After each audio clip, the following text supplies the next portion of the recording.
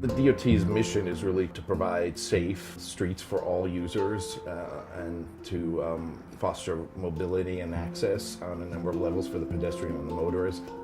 There is a ton of neglected public space in the city below elevated transit infrastructure. So bridges, highways, subway, rail lines. We saw it as a necessity really to evaluate what these spaces are and how we can manage them better.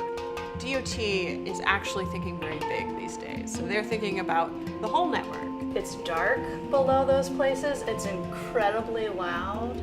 And there's a perception for many people that live near these spaces that it's unsafe. These spaces also are big dividers. I think there's the issue of safety. You know, a lot of these under the elevated spaces are just very dark. They're fenced off, or there's a number of obstructions that keep you from actually getting under there. What I find interesting in the under the elevated study that Design Trust has pulled together is just really viewing these spaces differently.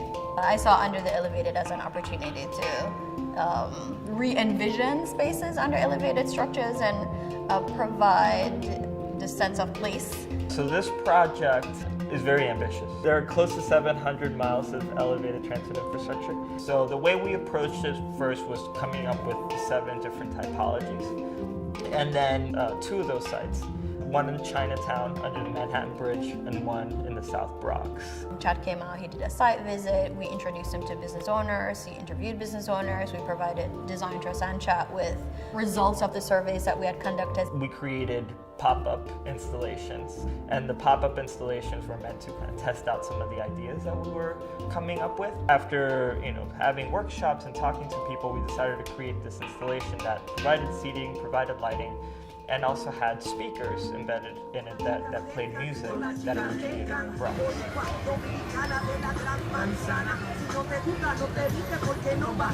There are deliverables and there are outputs. And for me, an output is a sort of immediate outcome of a project that then pushes for sort of longer term change. In the instance of Under the Elevated, the deliverable for our first phase was a book, a publication called Under the Elevated. But for me, the sort of short-term outcome or output is the creation of this L-Space program at New York City Department of Transportation. The Department of Transportation, what they found valuable about the Under the Elevated project was that we're testing. We're testing to inform the program, so we're doing it first. So we flipped this process on its head and essentially looking at the tests to inform their recommendations and a future program.